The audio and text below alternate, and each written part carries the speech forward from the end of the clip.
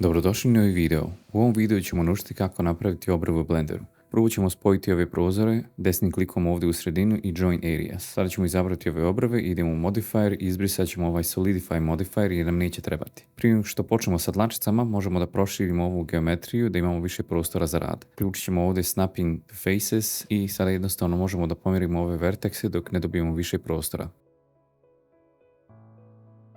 Kada smo zadovoljni, možemo da aplijemo ovaj Mirror Modifier i ovaj Subsurf Modifier sa jednim levelom. Sada možemo ući u Isolation Mode, prednjom kosom crtom na tastaturi. Idemo u Edit Mode. Sada ćemo da UV unwrapujemo ovo pritiskom na A da izaberemo sve vertekse i U i Smart UV Project. Ovdje sada možemo da izaberemo sve ove vanjske vertekse da bismo napravili vertex grupu. I kada izaberemo ovo sve, idemo ovdje u Data i dodat ćemo vertex grupu. I pod weight ovdje upisat ćemo 0,07 i assign. I sada ćemo pritisnuti Ctrl I da obrnimo selekciju i weight ćemo postaviti na 1. I ako idemo u weight paint mode, ovdje možemo da vidimo kako ovo izgleda. Sada možemo da izaberemo ovaj blur tool i da malo smekšamo ovaj gradient. Sada smo spremni da dodamo hair system. Koristit ćemo novi hair system u Blenderu, idemo na Shift A i Curves i Empty Hair. Sada možemo da idemo u Sculpt mode i ovdje ćemo početi da dodamo dlačice jednu po jednu. Pod Curve Shape ovdje ćemo da smanjimo length i sada ćemo da dodamo dlačice jednu po jednu ovdje okolo. Želimo da dodamo što manji broj da bismo lakše radili grooming. Ne zaboravite da uključite X mirror ovdje, da ne morate da radite svaku stranu posebno.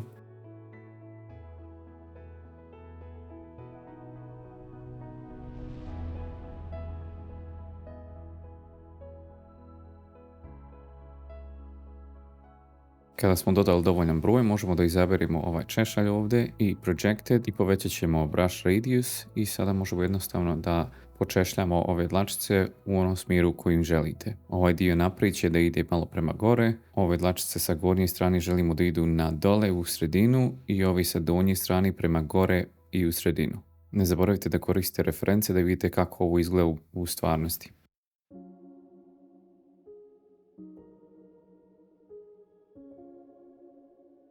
Kada ste zadovoljni kako izgleda, možemo da dodamo još ovih dlačica. Idemo ovdje na Curve Shape i uključimo Length i Shape.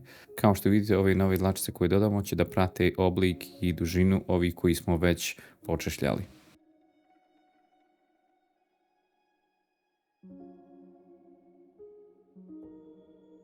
Sada možemo da idemo u Object Mode i počet ćemo da dodajemo Geometry Nodes modifiere. Idemo pod Right ovdje i dodat ćemo Set Curve Profile. Ovdje ćemo radius da smanjimo.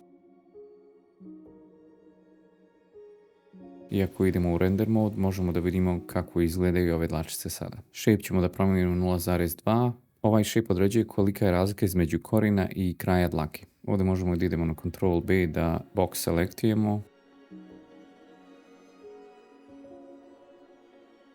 Dodat ćemo još jedan modifier, idemo na Generate i Interpolate Hair Curves. Izabrat ćemo za surface ovu geometriju koju smo koristili da napravimo dlačice. Kliknut ćemo na Surface i Follow Normals i povećat ćemo Density ovdje. Ovdje ćemo da dodamo ovu Vertex grupu koju smo napravili, tako da koristimo to kao masku gdje će Density da bude. Sada možemo da dodamo Trim Hair Curves da bismo kontrolisali dužinu ovih dlačica. Length ćemo da promijenimo u 0,1 i ovdje pod Length Factor ćemo da dodamo ovu Vertex grupu da koristimo kao masku. Možemo povećati Random da dodamo malo više varijacije u dužini dlačica. Dodat ćemo Freeze Curve i smanjiti Factor. Isto tako ćemo dodati Hair Noise i smanjiti Factor.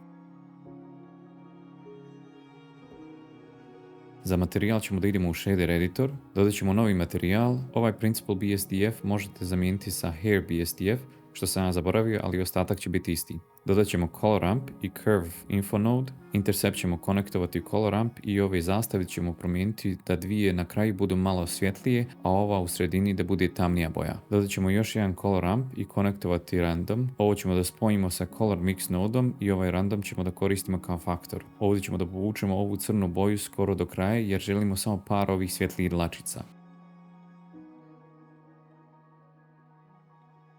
Ovo sve možemo da konektujemo u Hair BSDF. I sada imamo boju za dlačice koju isto možete koristiti za kosu. I sada jednostavno možete da eksperimentišete sa ovim parametrima u zavisnosti kakve obrve vi želite napravite. Ne zaboravite da lajkujete video i vidimo se u sljedećem videu.